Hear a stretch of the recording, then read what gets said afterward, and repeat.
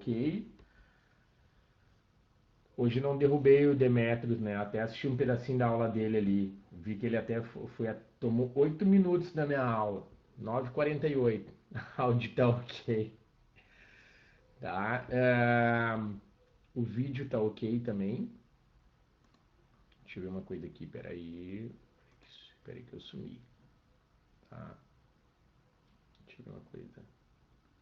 Eu vi que ele tomou 8 minutos e hoje eu não derrubei ele. Bom dia, bom dia, bom dia. Bom dia, Camila. Bom dia, Stephanie. Bom dia, Clara. Bia, bom dia. Pô, 2 pessoas foram embora também, né? Eu vi que tinham 26 pessoas. Agora tomei banho, botei uma camisa, né? A cara tá de sono ainda, tá? Mas eu acordei, acho que eram 8 horas, mas a cara tá de sono. A galera foi pegar o café, tá? Beleza, eu espero um minutinho tranquilo, né? Mas hoje eu não derrubei o Demetrius, fiquei cuidando aqui. Deixa eu ver uma coisa aqui. A cara tá muito de sono. De manhã não tem jeito não, tá, gente? Bah.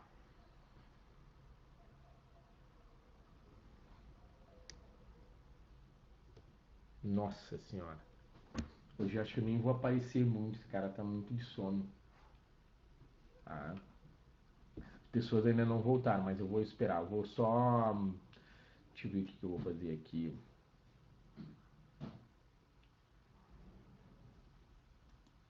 Destacar o... Estamos enxergando pela metade. Então eu teria que ficar aqui. Né? Caramba! Não dormiu ainda. Alguém assistiu o documentário, alguma coisa que eu passei para vocês lá sobre o Sérgio Vieira de Mello?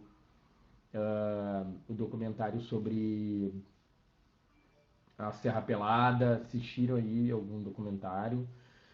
A Vida em Mim, que eu recomendei também para vocês, é bem interessante. A Vida em Mim. Los Invisibles, também sobre os mexicanos, tem no YouTube, gente. Los Invisibles, eu não sei se essa é a pronúncia, tá? Em espanhol.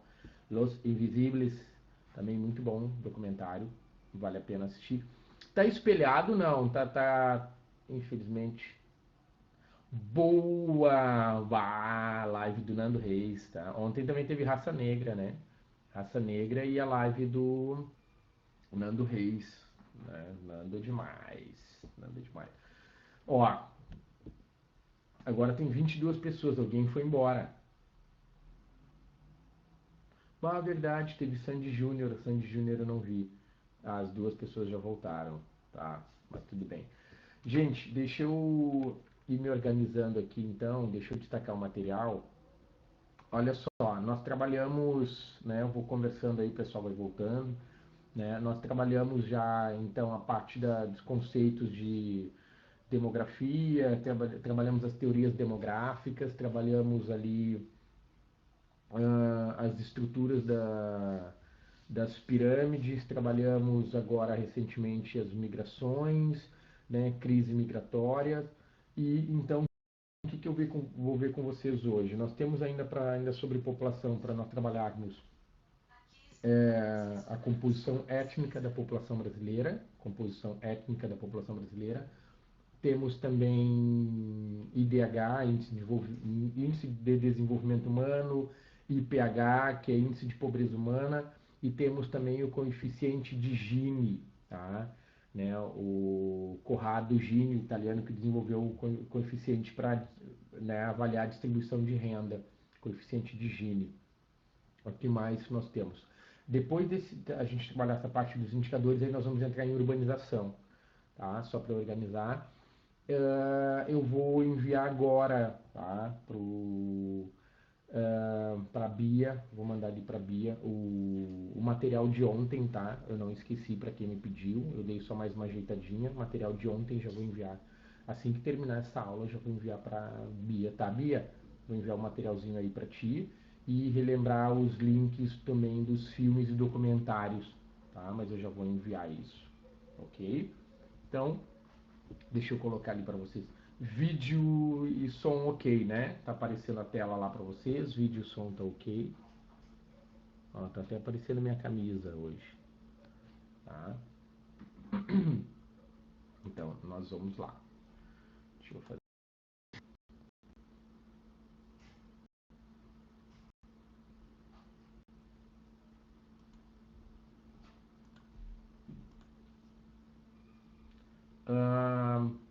Ficou ok, vídeo e tela. Tá aparecendo ali. Diversidade étnica da população brasileira?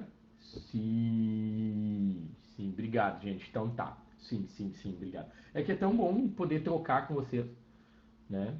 Por isso que é bom, é legal trocar assim, enxergar vocês, né? Seria muito melhor ainda se eu pudesse enxergar a carinha de vocês no vídeo, né? Mas tudo bem, uma coisa de cada vez, mas eu tô com saudade de trocar, de olhar na cara de vocês, assim, sabe?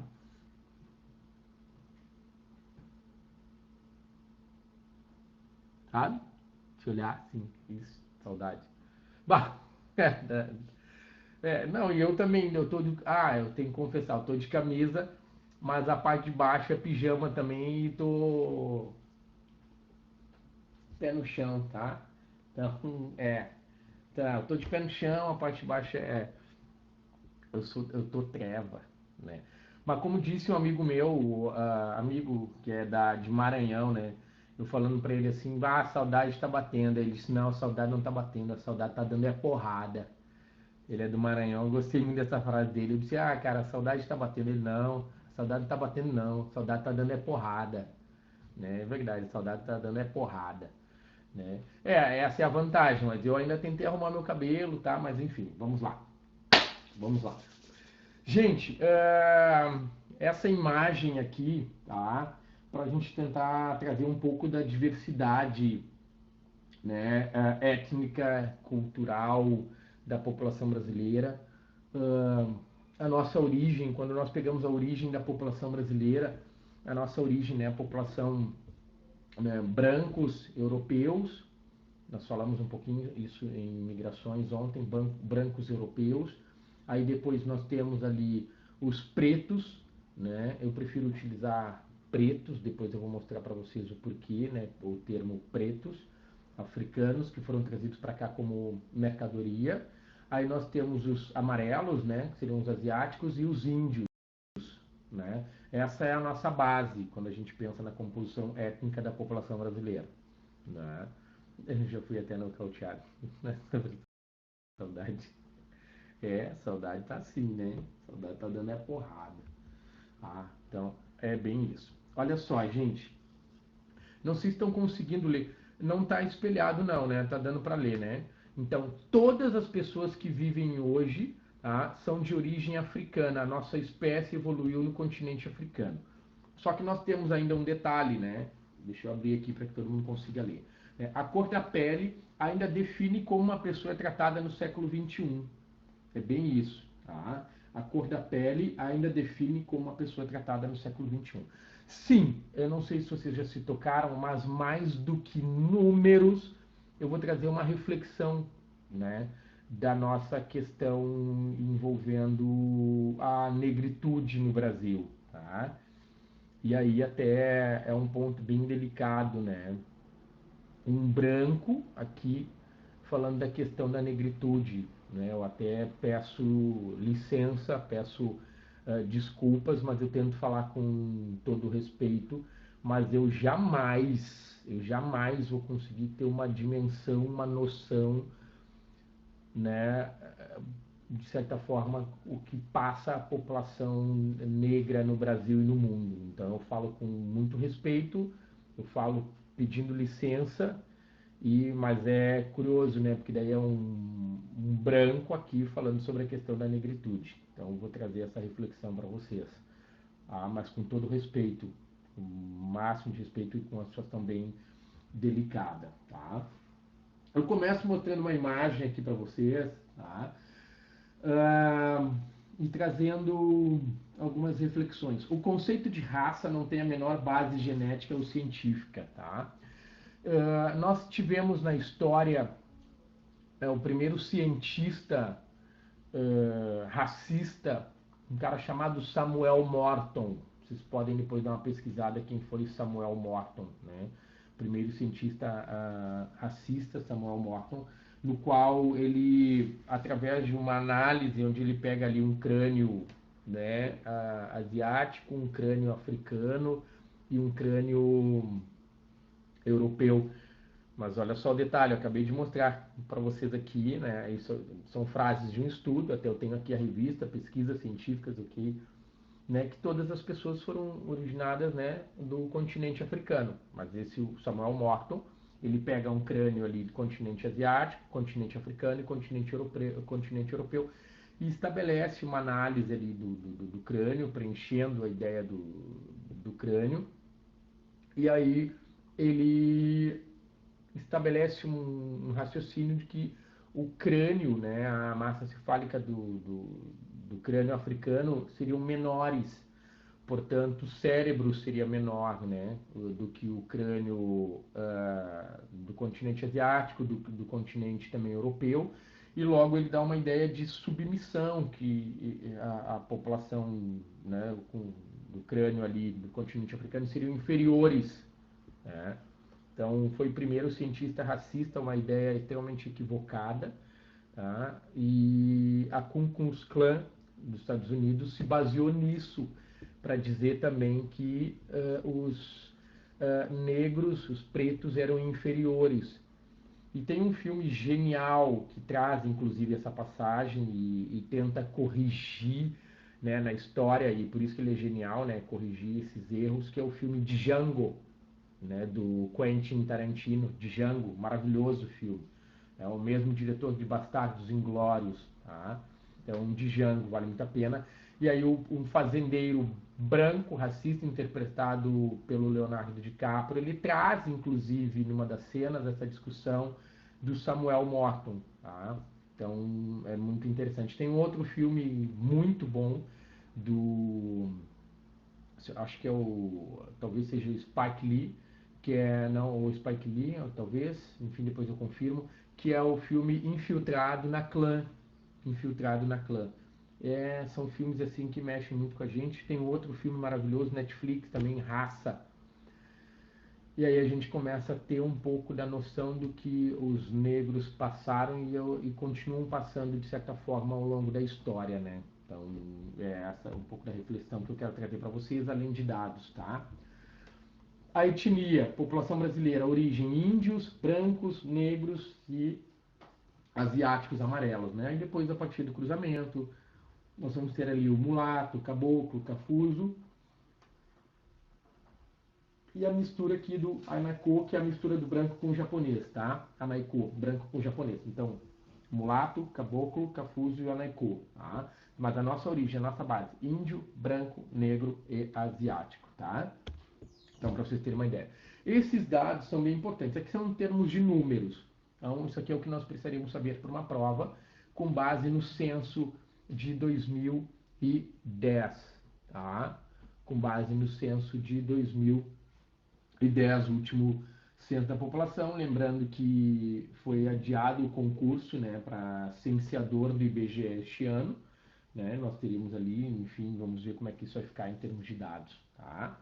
Então, olha só, percentual da população, não sei se estão conseguindo enxergar, nós temos ali, ó, população branca, 47,7%, 47,7% da população são brancos, tá?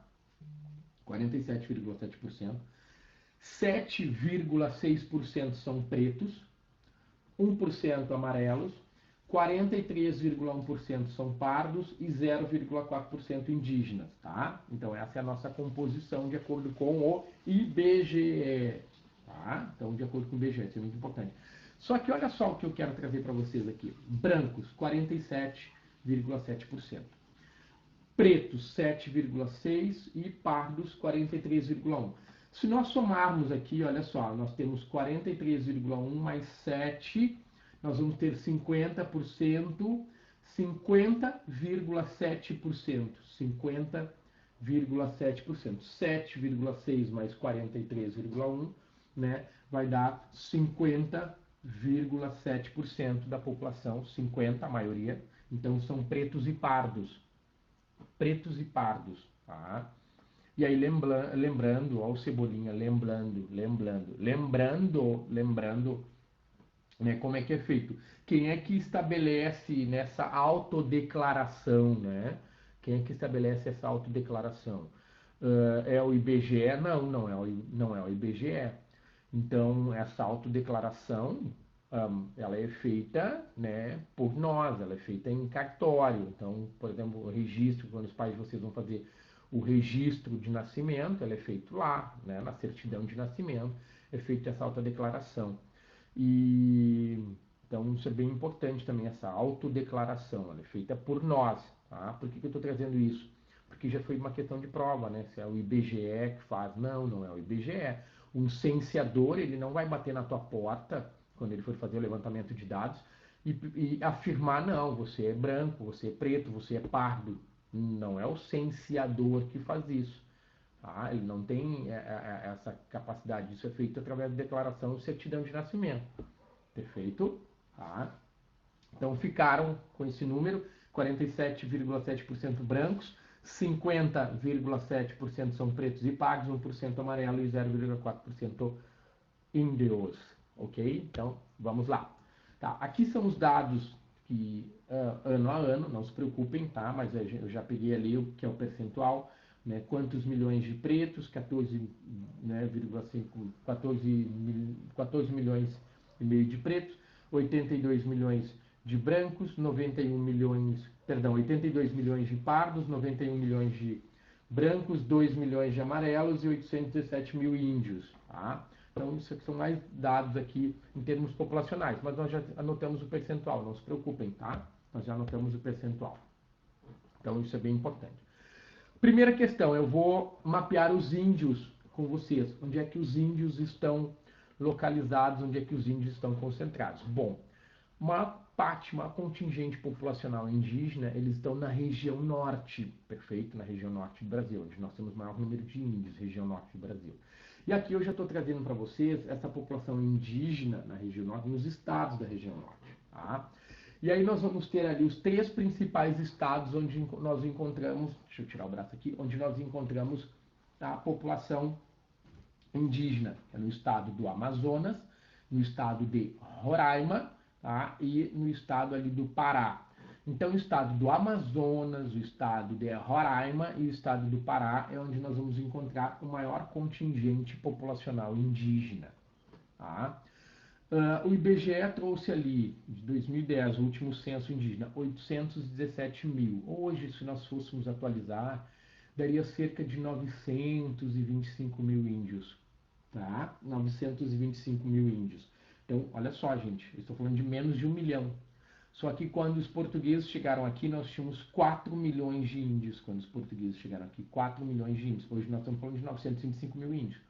E esses índios estão concentrados, principalmente, nos estados Amazonas, Roraima e Pará, nesse gráfico aqui. Tá? Também, esse aqui eu acho que eu já tinha encaminhado e tal, já mandei. Aliás, na verdade, todos os materiais eu já tinha colocado lá no Facebook, mas de qualquer forma eu vou mandar ali para a Bia. Tá? Não se assustem com a quantidade de materiais. Ok? Então, ó, Amazonas, Roraima e Pará. Amazonas, Roraima e Pará, os estados com o maior contingente populacional indígena. Esse dado também é bem importante, tá, gente? Então, olha só, deixa eu tirar o globo aqui que ele está atrapalhando ali o indicador. Tá? Esse dado é bem importante, olha só.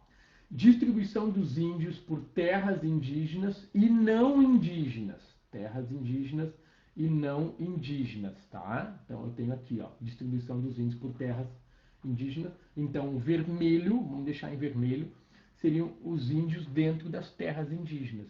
E o amarelo fora das terras indígenas. Então, quando a gente pensa ali no Brasil, hoje 57,7% dos índios, tá? Então vamos pegar ali 925 mil índios. 925 mil índios. 50,7% estão dentro das terras indígenas. Perfeito? Entenderam? Então, 925 mil índios. Desses 925 mil índios, 57,7% deles estão dentro das terras indígenas. E onde é que estão concentradas a maior parte dessas terras indígenas? Na região norte. Perfeito? Na região norte. Então, isso é bem importante, tá? e 42,3% estão fora das terras indígenas. Um exemplo, tá? É o índio urbanizado. Quando a gente vai na Redenção ali, ai que saudade na Redenção, agora escorre uma lágrima, né? Quando a gente vai no Brick, ai que saudade de ir no Brick. E aí nós temos ali famílias indígenas ali vendendo artesanato, muitas vezes são índios urbanizados.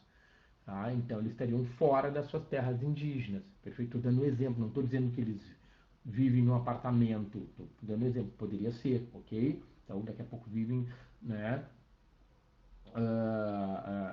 em conjunto, enfim, mas teriam índios urbanizados, 42,3%. Na região norte, olha só, claro, na região norte, onde estão as maiores reservas, nós temos ali, ó, região norte, 73,2% estão dentro das reservas indígenas, 26,5% fora. Na região Nordeste, olha o detalhe, na região Nordeste nós temos mais índios vivendo fora das reservas indígenas do que dentro das reservas indígenas. Perfeito? Tá? Na região Sudeste também, muito mais. Índios vivendo fora das reservas indígenas do que dentro das reservas. Apenas 16% vivendo dentro das reservas e 84% vivendo fora das reservas indígenas. Tá? Na região Sul, meio a meio praticamente, né? 50,1% vivendo nas reservas indígenas e 49,9% vivendo fora das reservas indígenas. Centro-Oeste, 72,5% vivendo dentro das reservas indígenas e 27,5% vivendo, né, fora das reservas indígenas. Mas o que nós poderíamos destacar aqui? Região Norte, né, a maioria, 73,2% vivendo dentro das reservas indígenas, tá? E destacar que nas regiões Norte que nas regiões, né, Nordeste e Sudeste, nós temos um maior percentual de índios vivendo fora das reservas indígenas. Perfeito? Isso é algo interessante para se anotar. Tá? Ó, tudo bem, eu não sou ciumento, mas eu vou deixar só aqui declarado. Quando terminou a aula do Demetrio, tinham 26 pessoas, agora tem 24. Tudo bem. Eu não sou ciumento, tá? É só uma observação. Gente, olha só. Então, tá, o Brasil com 900 mil índios. Temos ali, entre as regiões, maior contingente, já falamos, a região norte com 342 mil índios. Tá? Região norte com 342 mil índios. O menor contingente populacional indígena está na região sul. Tá? Maior, região norte. Menor, região sul. Perfeito? Tá? Então é interessante para a gente dar uma olhada. Então, região norte, maior contingente. Região sul, menor contingente populacional. Aqui eu trago uma imagem triste, né, dos índios guaranis kaiowás, as crianças indígenas guaranis kaiowás, pedindo demarcação de terras, né? Lembrando que os guaranis kaiowás em Mato Grosso do Sul, 3 anos atrás, sofreram um massacre ali, tá? Mas enfim, a gente pode trazer vários massacres indígenas aqui, né? Ó, já voltou ali, beleza, obrigado pelo retorno, tá? Então, olha só, as crianças pedindo, queremos demarcação de terras, parem de enrolação, pelo amor de Deus, parem o massacre contra os povos indígenas guaranis, kaiowás, Mato Grosso do Sul, demarcação de terra. O que essas crianças estão pedindo? Demarcação de terra, tá? Mas onde é que isso estaria assegurado? Bom, já vou mostrar para vocês, tá? Onde é que isso estaria assegurado. Antes, eu trago aqui que a área, né, os índios estão muito mais concentrados, né, na região norte, já falamos isso. Esse mapa que vocês estão vendo já foi questão da URGS, tá? Esse mapa já foi questão da URGS. Ele traz ali os conflitos acontecendo na região norte, né, conflitos em terras indígenas, o maior percentual de terras indígenas, região norte. Índios dentro das terras indígenas, 73% dos índios dentro das terras indígenas na região norte, 73%. Lembrando que nós temos 350 mil índios na região norte, 73% deles estão dentro das terras indígenas. Tá? Então, os principais confrontos, né, conflitos com os índios nos últimos anos, né, garimpeiros e madeireiros que acabam invadindo as terras indígenas, né, o garimpo, né, o exemplo de garimpo na reserva Roosevelt, em Rondônia, onde nós temos ali a reserva dos índios Cintas Largas, em Rondônia. E nessa reserva Roosevelt existe uma enorme, um enorme potencial de diamantes, de kimberlito, tá? Na reserva Roosevelt, em Rondônia, fica mais ou menos ali leste de Rondônia, tem uma reserva, a reserva Roosevelt, e é uma área indígena, que é a área dos Cintas Largas. E aí nós temos um enorme potencial de diamantes, né? O kimberlito ali em Rondônia. Temos ali na Serra Raposa do Sol, em Roraima. Em Roraima também a reserva Serra Raposa do Sol, e dentro dessa reserva teríamos ali um potencial de nióbio, tá? Assim como também um potencial de ouro no Pará. E aí outros conflitos com fazendeiros, poceiros, a pressão de políticos locais, né? Conflitos internos. Então vocês já estão percebendo, olha só, né? O conflito se dando aqui, toda essa faixa, principalmente na faixa norte, tá? Acho que ficou bem claro isso, né? Na faixa norte, que é para onde avança também, né, gente, a agricultura.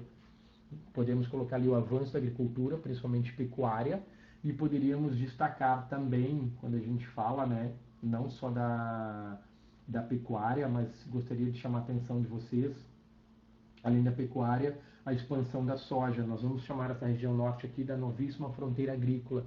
Não esqueçam do arco do desmatamento aqui nessa faixa. Ó. Arco do desmatamento, a nova fronteira agrícola, a expansão, tá? Da soja, a expansão da pecuária. Outra questão que chama atenção, tá? Lembram que eu falei da floresta urbanizada, ali na questão das migrações? Outra questão que vai chamar a atenção, as construções de hidrelétricas. As construções de hidrelétricas. Lembrando que a pós, né, pós-reserva ali de Belo Monte, pós-represa de Belo Monte, nós vamos ter a Volta Grande do Xingu, que é uma área também indígena. Então, a construção de Belo Monte acabou afetando, tá, a vazão do rio que abastece ali a reserva indígena. Então, isso é extremamente complicado, tá? Extremamente complicado. Ok? Então, a construção de hidrelétrica, tudo isso vai impactar na questão indígena. Aqui a resposta, tá? Para vocês, o que aquelas crianças estavam pedindo. O que as crianças estavam pedindo? Demarcação de terra. Só que isso já está na Constituição, né? Olha só o detalhe, isso já está na Constituição. Então, nós temos ali, ó, artigo 231.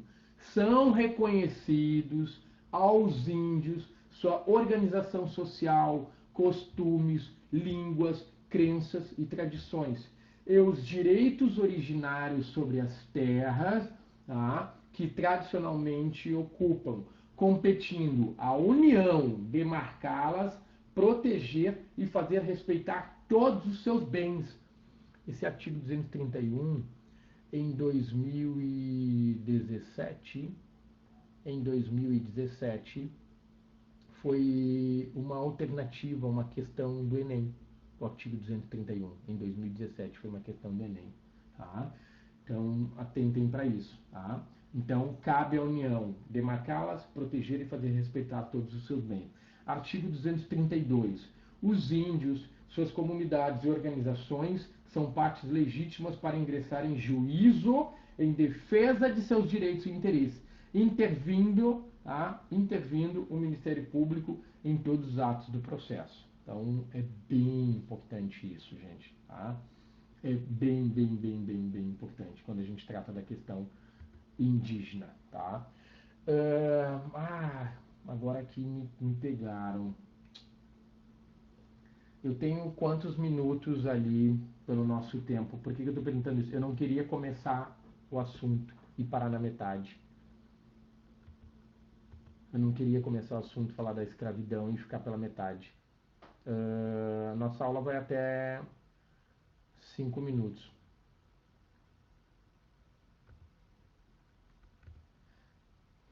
Deixa eu fazer uma... Eu não vou começar esse assunto aqui sobre a escravidão, tá? Sobre o histórico da escravidão no Brasil.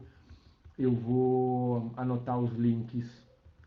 Eu não vou começar o assunto porque senão vai ficar pela metade. Eu vou anotar os links. Eu vou fazer isso, gente. Porque esse assunto ele é muito delicado, ele é muito pesado para ficar pela metade, tá? Eu vou trazer a questão da escravidão no Brasil, vou trazer a questão Uh, todas as questões eu vou trazer com dados, para não ficar aqui no achismo, que eu quero trazer para vocês o seguinte, né? A diferença salarial entre pretos e brancos, tanto envolvendo sexo masculino e sexo feminino. Eu vou trazer a participação do negro, né, do preto no entretenimento, né? O quanto o branco participa, né, do entretenimento e o quanto o negro, o preto participa do entretenimento. Vou trazer para vocês ali, então, o preto, o quanto ele participa da política, qual é a participação do branco na política, o acesso e os exames ali. Obrigado. Tá? Obrigado, Bia. Valeu, obrigado mesmo. Tá? Trazendo também a questão que além do preto, da participação na política, trazendo a questão da escolaridade do branco e do preto, eu vou trazer tudo isso com dados, tá? Então eu vou deixar para a próxima aula o assunto, a questão da negritude no Brasil e também a questão do mapeamento da violência contra as mulheres no Brasil. São esses dois assuntos que eu vou trabalhar com vocês, tá? O mapeamento da violência contra as mulheres no Brasil. Isso vai ser na próxima aula, na terça-feira. Eu não sei se de repente eu vou deixar para o segundo período de terça-feira, porque eu notei que no primeiro período tem menos gente ali, né? Porque o pessoal está acordando. Então, para não ficar o assunto pela metade, eu vou aproveitar e vou mostrar para vocês porque que, né, eu estou tentando falar aqui, me policiar para falar preto e não negro, tá? Eu vou mostrar isso para vocês, eu vou exibir aqui um vídeo aqui, tá? Segurei só um pouquinho, ainda tenho uns 2 minutos, eu vou já aproveitar e mostrar isso para vocês. Calma aí, eu estou aqui.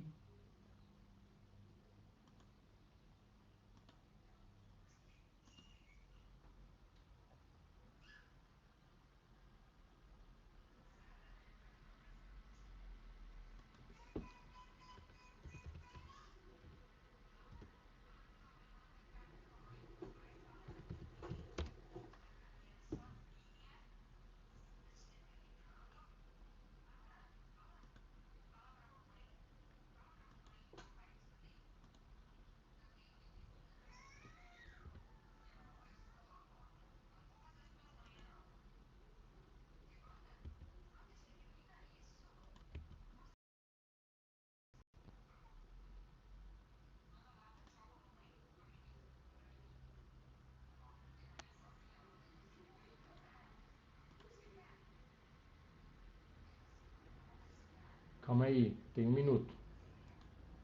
Não é para desistir, não, peraí.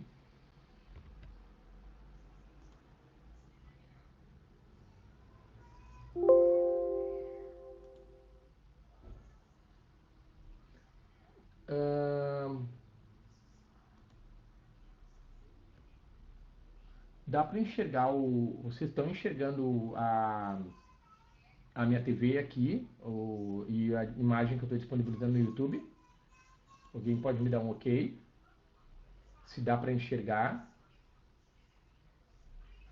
Então, sim. Sim, então tá dando para ver o YouTube quando eu deixo assim, né? Dá para ver? Porque eu não estou enxergando vocês, tá? Então, olha só, escutem, tá? Sou africano de Gana e eu moro no Brasil 30 anos. São 30 anos que eu moro no Brasil e desde que eu chegou aqui no Brasil começou a prestar atenção. Tem alguma coisa que não compreendo no Brasil. No tempo da escravidão, os índios, indígenas brasileiros também era chamado de negro da terra. Até 1755 aboliu a palavra negro para indígenas porque proibiu a escravidão de índio. Um país, Brasil, usa palavras como a lista negra, o dia negro, magia negra, câmbio negro, bala negra, mercado negro, peste negra, buraco negro, ovelha negra, a fome negra, o humor negro, nuvem negro, teu passado negro, teu futuro negro. Não deveria chamar uma criança de negro, entendeu?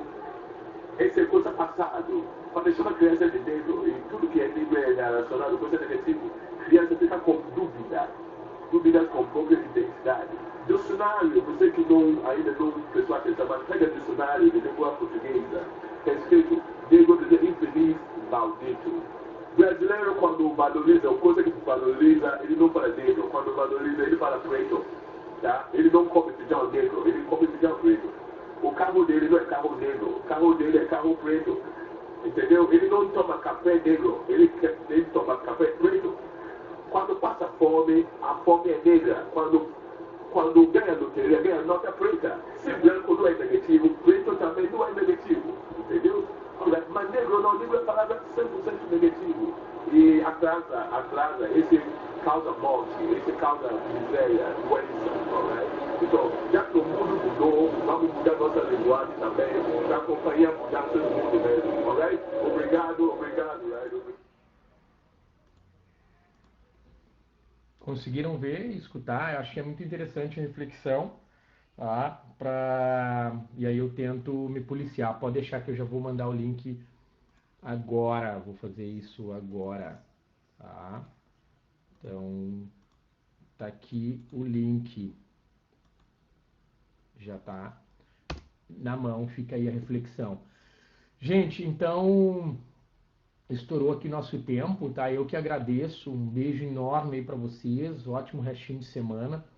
Terça-feira eu tô de volta, lembrando que nós temos agora 3 períodos por semana, e aí eu vou trabalhar a questão da negritude no Brasil, vou trabalhar o mapeamento da violência contra as mulheres também no Brasil, e muito provavelmente eu vou entrar em IDH e urbanização, tá? Então um beijo enorme para vocês, um forte abraço, tá? Valeu, se cuidem, gente. Tchau, tchau. Beijos, beijos, beijos. Tchau, tchau.